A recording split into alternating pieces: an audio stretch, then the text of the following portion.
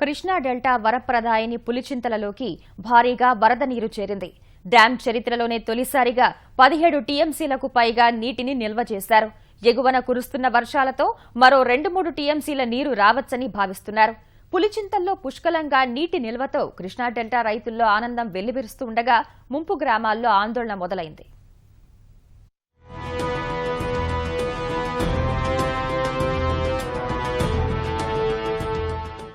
పుష్కలంగా నీరు చేరి పులిచింతల ప్రాజెక్టు జలకల సంతరించుకుంది. డ్యాం చరిత్రలోనే తొలిసారిగా 20 టీఎంసీల నీటిని ప్రాజెక్టులో నిల్వ చేయనున్నారు. అల్పపీడన ప్రభావంతో గుంటూరు, నల్గొండ జిల్లాల్లో కురిసిన వర్షాలకు పులిచింతల బ్యాలెన్సింగ్ రిజర్వాయర్లోకి భారీగా వరద నీరు వచ్చి చేరింది. 3 రోజుల క్రితం 6.5 టీఎంసీలున్న నీరు వర్షాలతో ఇప్పటికే 17.5 టీఎంసీలకు చేరింది. ఎగువ నుంచి ప్రవాహం ఉండడం వల్ల ఖచ్చితంగా 20 టీఎంసీలకు చేరుతుందని జలవనరుల శాఖ అధికారులు అంచనా వేస్తున్నారు.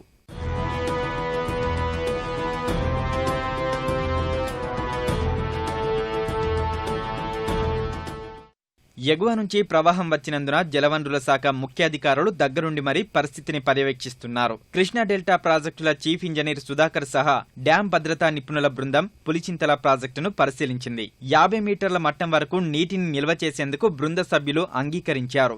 ఎగువ ప్రవాహాన్ని బట్టి నీటి విడుదలపై నిర్ణయం తీసుకుంటామని చెబుతున్నారు.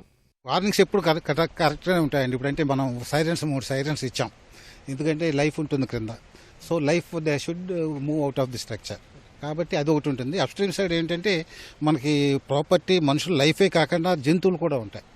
సో వాళ్ళు అవన్నీ కూడా పోవడానికి సఫిషియెంట్ టైం ఇవ్వాలి. అది ఆ లెక్క ప్రకారం ఏంటంటే రోజుగా అడుగు చొప్పున కంటే ఎక్కువ వెళ్ళకండి, అంటే స్లోగా నింపేటట్టయితే ఎవరైనా మనుషులు కానీ ఎవరైనా జంతువులు కానీ ఉంటే వాళ్ళు సేఫ్ ప్లేస్లోకి వెళ్ళడానికి వీలుగా ఉంటుంది అనమాట. ఇప్పుడు ఫస్ట్ ఫీలింగ్ కాబట్టి కొంచెం ఇన్స్ట్రుమెంటేషన్ ఇవన్నీ చూస్తున్నాం. కిందికి వదలటం లేదు. అవసరం ఉన్నప్పుడు కింది కృష్ణా డెల్టా సిస్టానికి అవసరం ఉన్నప్పుడు గేట్లు వాళ్ళకి ఎంత రిక్వైర్మెంట్ ఉందో అంత రిక్వైర్మెంట్ ప్రకారం గేట్లు ఆపరేట్ చేస్తాం. స్లూయిస్ ద్వారా కొంత లెవెల్ వరకు ఎండిఏ లెవెల్ బిలో ఉన్నప్పుడు స్లూయిస్ ద్వారా పంపిస్తామండి. ఆ తర్వాత కూడా క్రస్ట్ గేట్లు ఓపెన్ చేసి పంపిస్తాం.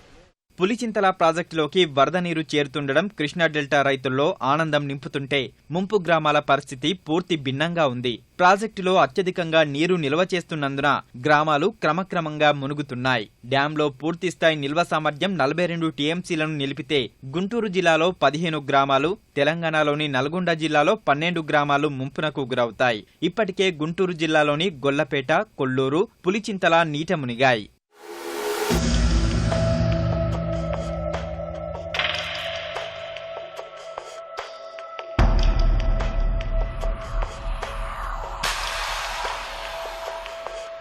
మాకు పులిచింతల స్టోరేజ్ వల్ల నీళ్ళు ఫ్లోటింగ్ వచ్చి బాగా ఇబ్బంది అయ్యి ఊళ్ళో నుంచి ఖాళీ చేసిపోతున్నామండి. ఎంఆర్ఆర్ఓలు పోలీసు వాళ్ళు ఊళ్ళో ఉండట్లేదు. మాకు కొంతమందికి అప్పుడు నిధులు ఇచ్చారు, కొంతమందికి ఏం వీల్లేదు.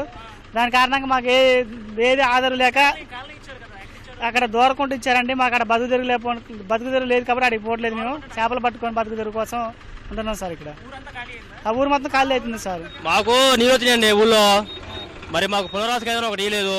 మేము సొంతం కొనుక్కొని ఇక్కడ డ్యామ్ దగ్గర అడవిలోకి పోతున్నామండి. మరి నీళ్ళే రోజు పెరుగుతున్నాయి. స్థలాలు ఇచ్చినా కానీ అక్కడ దొరకొండలు ఇచ్చారండి. దొరకొండలు ఇస్తే మేము దొరకొండలో 150 మంది వద్దన్నాం. మాకు ఉపాధి లేదు. అలా మాకు కూలి వేసి బతుకోవడం లేబర్. మేము వాళ్ళు ఏదో రైతులు ఉన్నోళ్ళు కాబట్టి వాళ్ళు కలిసి సెట్ అయితే మా సెట్ కాదు. ఆడ అక్కడ బాగాలేదనే మేము బాగాలేదు, మాకు వద్దన్నోళ్ళమే ఖచ్చితంగా వద్దన్నోళ్ళం ఉన్నాం. అక్కడ పోయి కూడా కొంతమంది ఉండలేక తిరిగి వచ్చారు. పొలానికి ఇచ్చింది 1,30,000 ఇచ్చారు మాకు ఇవ్వటం. ఇప్పుడు ప్లాటే రావట్లే మాకు. ఆ డబ్బులకి 5 సెంట్లు ప్లాటే రావట్లే. ఇళ్ళకి ఇచ్చారు, మాకు పునరావాసం లేదు. మాకు 6.5 సెంటర్ ఇవ్వటం వల్ల ఈ మొత్తం చెట్లు జామ కొట్టుకుని అడవిలో ఉండే పరిస్థితి వచ్చింది మాకు. మేము సొంత బాళ్ళు పెట్టుకొని తిరుగుతున్నాం అండి. ఇప్పుడు కూడా సొంత బాళ్ళు పెట్టుకొని దాటుతున్నాం. ఈ 3 డేస్ నుంచి నీళ్ళు వస్తూనే ఉన్నాయి సార్. 3 డేస్ నుంచి నీళ్ళు వచ్చినా కానీ ఇళ్లలోకి నీళ్ళు వస్తుంటే అట్లా పైకి వెళ్ళి కొంచెం చెట్ల పైకి అట్లా వచ్చుకుంటూ వచ్చాం సార్. వచ్చినా కానీ ఇప్పటికే ఇళ్లలోకి అలాగే నీళ్ళు రావడం వల్ల 3 డేస్ నుంచి ఏ అధికారి మా ఊరు రాలేదు సార్.